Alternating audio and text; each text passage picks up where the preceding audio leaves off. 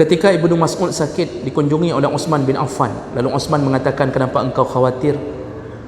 Aku tidak khawatir, kata Ibnu Mas'ud. Aku hanya susah karena dosa-dosaku. Artinya dia mengingat dosa walaupun sekecilnya.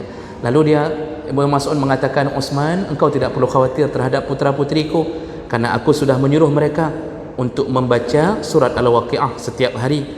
Kadang aku mendengar Rasulullah berkata, man qara'a surat Al-Waqi'ah, barang siapa yang membaca surat Al-Waqi'ah fi kulli lailatin, di setiap malam, lam tusibhu faqatun abada. Barang siapa membaca surah Al-Waqi'ah setiap malam, maka tidak akan ditimpa kemiskinan selama-lama. Hadis ini dikeluarkan dalam Musnad Abu Usama, dikeluarkan dalam kitab Amalul Yawm wal Lailah, dalam Syu'abul Iman, dikeluarkan oleh Abu Suja', dikeluarkan oleh Ibnu Asakir, dan semua ulama hadis sepakat menyatakan hadis ini derajatnya dhaif. Kenapa? Ada sanad yang tidak jelas, dan lebih detailnya disebut dengan Abu Taibah. Tidak ada yang tahu siapa Abu Taibah. Ada informasi yang terselang. Informasi yang terselang ini membuat khawatirnya terjadi kebohongan, maka berubahlah hadis itu menjadi kondisi dhaif. Jadi ini tidak bisa dijadikan hujjah. Hadis yang kedua yang menyatakan tentang surah Al-Waqi'ah tidak akan jatuh miskin, ini berbunyi, Rasulullah berkata, man qara'a surat Al-Waqi'ah kulla lailah lam tusibhu faqah abada. Barang siapa membaca surah Al-Waqi'ah setiap malam, tidak akan ditimpa kemiskinan selama-lama. Wa man qara'a kulla lailah la uqsimu biyaumil qiyamah. Barang siapa membaca surah Al-Qiyamah setiap malam, laqiyallah yaumal qiyamah, maka dia berjumpa dengan Allah. Wa wajhuhu fi suratil qamar lailatal badri, maka dia wajahnya seperti bulan purnama. Hadis ini pun bukan dhaif, tetapi palsu,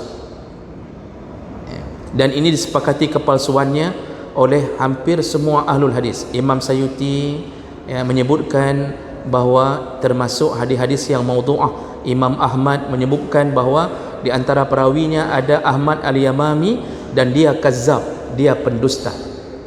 Jadi Bapak Ibu yang dimuliakan Allah, tidak ada satu hadis pun yang bisa dikuatkan untuk menyatakan bahawa surah Al-Waqi'ah kalau dibaca bisa menyebabkan kekayaan.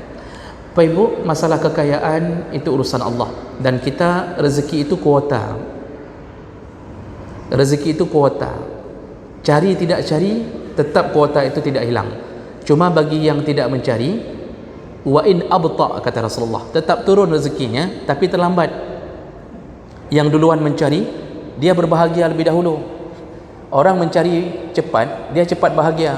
Yang ngambil S1, lanjut ke S2, lanjut ke S3, begitu jadi dosen langsung gajinya 7 juta, 10 juta, itu belum ditunjang, kena tunjang sana, kena tunjang sini, sertifikasi, gaji gede-gede kena si bulan 15 juta, wajar. Doktor, profesor pegang mic 1 juta, belum bicara baru pegang mic 1 juta. Dokter kuliah koas habis uang ratusan juta, buka mata 100 ribu, belum lihat Pak, buka mata 100 ribu, wajar. Nah, kita yang tamatan SD kadang-kadang susah cari rezeki, karena kita tidak mau mengejar, tidak mau mencari. Tapi rezeki tidak hilang, tetap kuota 1M 1M, cuma terlambat. Kapan datang penuh? Waktu bapak meninggal, dihitung-hitung warisan dapat. Makanya kalau mau kaya, tunggu bapak meninggal dulu. Jadi oleh karena itu tidak ada hadis yang menyebutkan tentang bahawa Al-Waqi'ah jaminan kekayaan.